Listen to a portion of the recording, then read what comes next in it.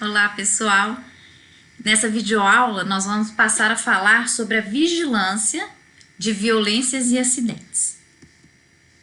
Antes de falar propriamente dito do sistema de vigilância adotado em nosso país, vamos entender um pouco sobre o conceito e classificação dos diferentes tipos de violência. Segundo a Organização Mundial de Saúde, considera-se violência o uso intencional da força física ou do poder real ou em ameaça contra si próprio, contra outras pessoas ou contra um grupo ou uma comunidade, que resulte ou tenha qualquer possibilidade de resultar em lesão, morte, dano psicológico, deficiência de desenvolvimento ou privação. Além de classificar a natureza da violência como física, sexual, psicológica e negligência, a Organização Mundial de Saúde estabelece uma tipologia de 3 grandes grupos segundo quem comete o ato violento. Temos a violência autoprovocada, que é aquela que é violência contra si mesmo, também conhecida como auto-infligida. A violência interpessoal, que pode ser doméstica ou comunitária. E a violência coletiva, que pode ser social, política ou econômica. A violência autoprovocada compreende a ideação suicida, a autoagressão e o suicídio propriamente dito. Embora a ideação suicida não seja objeto de notificação, esta requer ações de atenção integral em saúde. A violência doméstica intrafamiliar é aquela que ocorre entre os parceiros íntimos e entre os membros da família, principalmente no ambiente da casa, mas não unicamente nesse local.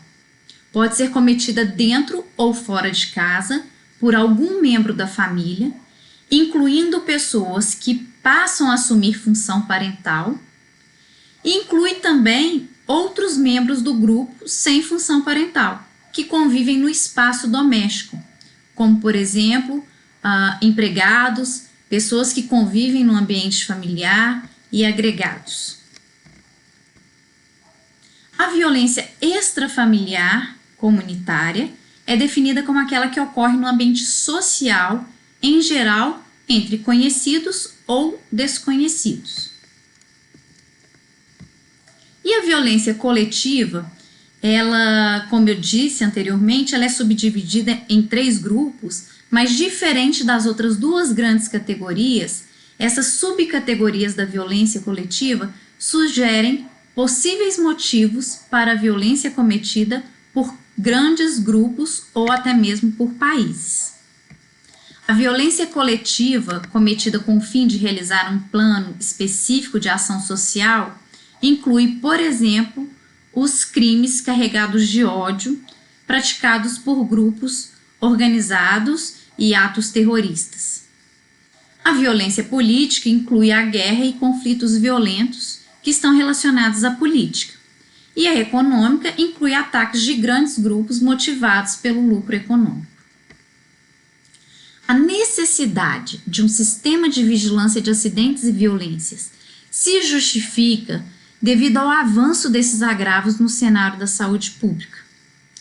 Nesse quadro, é possível destacar a relevância dos óbitos por agressões e acidentes de trânsito entre as 10 principais de causas de morte no Brasil. Reconhecendo sua magnitude, o Ministério da Saúde implantou o Sistema de Vigilância de Violências e Acidentes, conhecido como VIVA, no ano de 2006.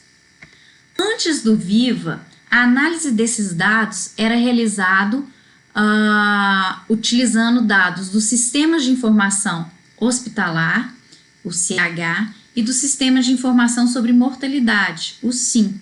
Assim, a gente tinha a descrição da morbimortalidade de acidentes e violências no nosso país. No entanto, esses dados carregam consigo uma limitação, pois ao usar a base de dados do CH-SUS e do SIM, estamos considerando apenas os casos mais graves que requerem internação ou evoluem para o óbito. sendo difícil conhecer a real magnitude das diferentes formas de violências e, consequentemente, dificultando a definição de estratégias de prevenção primária desses agravos. O VIVA, ele é subdividido em dois componentes. O primeiro componente, chamado de VIVA contínuo, e o segundo, o VIVA inquérito. O VIVA contínuo é constituído pela notificação compulsória de violência interpessoal e autoprovocada. Em caso de suspeita desse tipo de violência, o profissional de saúde deverá preencher uma ficha de notificação individual que contém diversos dados relacionados à violência em si, como falaremos adiante. Essa ficha ela pode ser preenchida por qualquer cidadão, inclusive de outras instituições para além das unidades de saúde, como, por exemplo, por estabelecimentos de ensino, conselho tutelar, unidade da assistência social, unidade de saúde indígena, entre outros. A notificação desses agravos é compulsória, ou seja, obrigatória para todo profissional de saúde, e os seus dados serão armazenados no SINAM, no Sistema de Informação de Agravos de Notificação. O VIVA ele foi instituído no ano de 2006, mas os dados passaram a fazer parte desse sistema do SINAM a partir de 2009, junto com as outras doenças e agravos de notificação compulsória. Quem é o objeto de notificação? Essa ficha de notificação individual ela deve ser utilizada para a notificação de qualquer caso suspeito ou confirmado de violência doméstica intrafamiliar, violência sexual, autoprovocada, tráfico de pessoas, trabalho escravo, trabalho infantil, intervenção legal, tortura, violências homofóbicas, que são violências cometidas contra as mulheres ou homens em qualquer idade, em qualquer ciclo de vida. Já a violência comunitária extrafamiliar, que não caracteriza por esses tipos de violência mencionados anteriormente, a notificação ela é obrigatória apenas para os casos contra crianças, adolescentes, mulheres, pessoas idosas, indígenas, pessoas com deficiências e população LGBT. A ficha de notificação ela é estruturada e contém campos para o registro de dados como a identificação da pessoa, o local de residência e o local de ocorrência da violência, qual que foi o tipo de violência sofrido e o provável autor dessa violência. Vocês podem acessar essa ficha e visualizar melhor e fazer uma leitura mais tranquila pelo portal Sinam, tá? Por meio desse link que eu disponibilizo para vocês. Além da ficha relacionada à violência, vocês encontrarão também nesse portal as fichas de outras doenças e agravos de notificação que vale a pena conferir. O fluxo dessa informação ela é normalmente semanal, ou seja, todas as fichas preenchidas ao longo da semana são enviadas para o órgão de vigilância semanalmente. Porém, no caso de tentativa de suicídio e violência sexual, essa notificação deve ser feita imediata, ou seja, em até 24 horas após o atendimento, para que seja definidas tomadas de decisão e intervenções em tempo oportuno.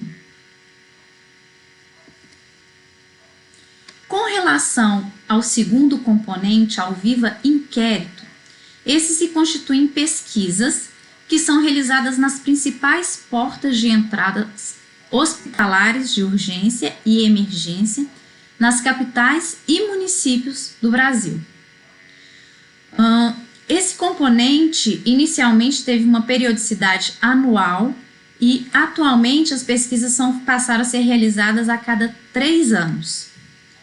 A coleta de dados ela é feita por um período de 30 dias consecutivos do ano da realização do inquérito, com o objetivo de caracterizar as pessoas que foram vítimas de violências e acidentes atendidas nesses serviços de urgência e emergência. Por meio do VIVA, é possível, então, conhecer a magnitude e a gravidade das violências, compreendendo melhor a situação epidemiológica desses agravos nos municípios, estados e no país, e assim subsidiar políticas públicas para a atenção à prevenção de violências, à promoção da saúde e à cultura da paz, bem como também definir intervenções nos cuidados em saúde, promovendo a atenção integral às pessoas em situação de violência. A notificação de violências contra crianças, adolescentes e pessoas idosas também é uma exigência legal.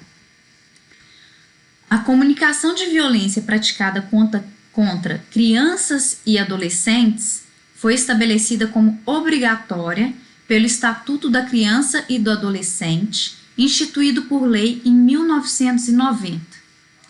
Em 2001, foi publicada a portaria que estabeleceu a notificação às autoridades competentes de casos de suspeita ou de confirmação de maus-tratos contra crianças e adolescentes atendidos nas entidades do SUS.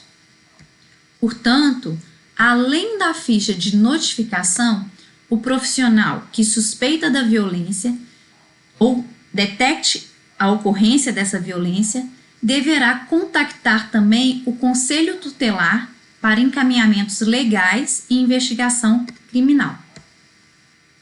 Da mesma forma, em 2003 foi publicado o Estatuto do Idoso, que determinou também essa comunicação obrigatória de maus-tratos contra os idosos. Tratando-se de casos de violência contra esse grupo populacional, além da notificação compulsória, o profissional deverá comunicar o Ministério Público ou o Conselho do Idoso para as investigações e decisões legais para cada caso. Para finalizar, então, é importante esclarecer e ressaltar que a notificação ela é compulsória para casos suspeitos e confirmados de violências, naqueles critérios de violências que eu mencionei anteriormente. Mas a notificação compulsória ela é diferente de um boletim de ocorrência, queixa ou denúncia. Por meio da notificação, a gente tem por objetivo definir um perfil epidemiológico da violência para definir ações de controle desses agravos e prevenção desses agravos na nossa população. Trata-se então de um instrumento público de diagnóstico situacional que não tem caráter definitivo de julgamento. Não está vinculado a nenhum juízo de valor e, como eu disse, por ser compulsório, existe uma responsabilidade penal e civil daquela pessoa, daquele profissional que não notificou o caso sabendo da existência dele, ok? Já o boletim de ocorrência, sim, é um mecanismo de responsabilidade penal do agressor. Ou seja, por meio de um boletim de ocorrência, será instaurado um inquérito policial e investigações serão feitas para penalizar o agressor.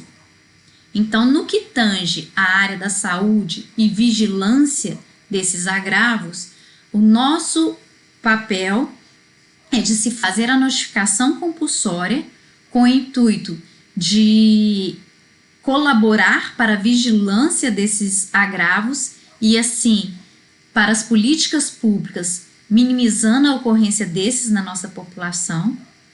Lembrando que, nos casos de crianças, adolescentes e idosos, o profissional de saúde, além da notificação compulsória, deve sim acionar o Conselho Tutelar ou o Conselho do Idoso para que esses conselhos hajam para instaurar esse inquérito policial.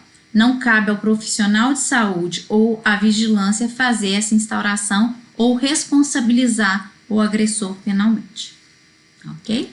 Espero que tenha ficado claro. Agradeço mais uma vez a presença de vocês durante essa videoaula e até a próxima. Obrigada!